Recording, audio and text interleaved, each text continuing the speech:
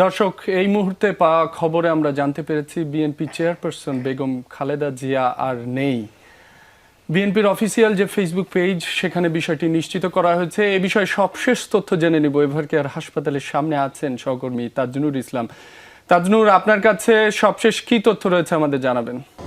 রবি, আজ 30 ডিসেম্বর ঠিক সকালবেলাতে দাঁড়িয়ে এই দুঃসংবাদটি বলতে হচ্ছে, যেই সংবাদটি আসলে কোনো গণমাধ্যম কর্মী আসলে এতদিন ধরে বিভিন্ন সময় নানা রকম খবর এসেছে নানা মাধ্যমে, কিন্তু সেই খবরটি শেষমেশ আজ বলা লাগছে।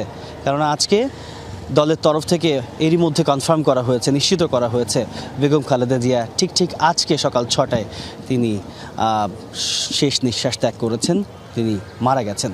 সুতরাং বুঝতেই পারছেন যে এক ধরনের খুব শান্ত ঠান্ডা পরিস্থিতি আমরা এরই মধ্যে দেখতে পাচ্ছি। যে আশপাশের কয়েকজন নেতাকর্মী এরই মধ্যে হাসপাতালের সামনে এসেছেন মূলত সেই তথ্যটি যাচাই করার জন্য, যেটি আমি একটু আগেই আপনাকে বলছিলাম। ঠিক আগের যেই লাইভে আমরা যুক্ত হয়েছিলাম সেখানে আপনাকে বলছিলাম যে তথ্য যাচাইয়ের একটা বিষয় রয়েছে, কেননা এর মধ্যে বেশ কয়েক দফায় বিভিন্ন সময়ে সামাজিক যোগাযোগের মাধ্যমে এই খবরটি নানাভাবে প্রচার হয়েছে এবং সেই খবরটি আজকে সেটি বলতে হচ্ছে যে একটি অধ্যায়ের সমাপ্তি এবং বিএনপির সবচেয়ে বড় পোস্টার যাকে বলা হতো, সবচেয়ে বড় চরিত্র জাতীয়তাবাদী দলের জন্যে, সেই চরিত্র আজকে তিনি পরপারে চলে গেলেন।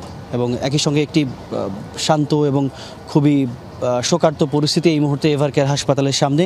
নিশ্চয়ই পরবর্তী সময়ে দলের নেতাকর্মীরাও এই হাসপাতালে আসবেন এবং আইনশৃঙ্খলা রক্ষাকারী বাহিনীর সদস্যরা এরই মধ্যে ফটকে যারা রয়েছেন, বিশেষ করে পুলিশ সদস্য এবং বিজিবি সদস্য, তারা তো একেবারে প্রস্তুত অবস্থায় রয়েছেন, যেটি মনে হচ্ছে যে পরিস্থিতি অনুযায়ী তাদের সদস্য সংখ্যা বাড়ানোর সম্ভাবনা রয়েছে। আমরা বিভিন্ন সময় তাদের মধ্যে নিজেদের মধ্যে কথা বলতে দেখেছি।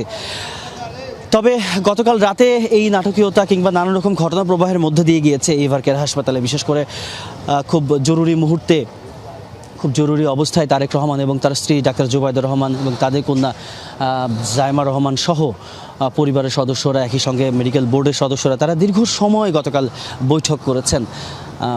তারা এই ব্যাপারটি, অর্থাৎ খালেদা জিয়ার যে চিকিৎসা যাত্রা, এই যে লম্বা সময় ধরে, 1 মাসেরও বেশি সময় ধরে, অর্থাৎ 23 নভেম্বর তিনি হাসপাতালে ভর্তি হয়েছিলেন, 23 ডিসেম্বর গিয়েছে 1 মাস, তারপরে আজ 30 ডিসেম্বর, অর্থাৎ এই 37 দিনের কিংবা সেই 37-38 দিনের যে চিকিৎসা যাত্রা, এই সময়টির মধ্যে দিয়ে নানান রকম ঘটনা ঘটেছে এই এভারকেয়ার হাসপাতালে। সেই এভারকেয়ার হাসপাতালে সেই সমস্ত নাটকীয়তা, সেই সমস্ত ঘটনা, বিশেষ করে মাঝখানে এমনটি হলো যে সামাজিক যোগাযোগের মাধ্যমে এত বেশি পরিমাণে গুজবে সয়লাভ হয়ে গেল, সে সময় আসলে সঠিক তথ্য যাচাই করা, সঠিক তথ্য দেওয়া অনেক বেশি চ্যালেঞ্জিং হয়ে দাঁড়িয়েছিল। সেই সময়টিতে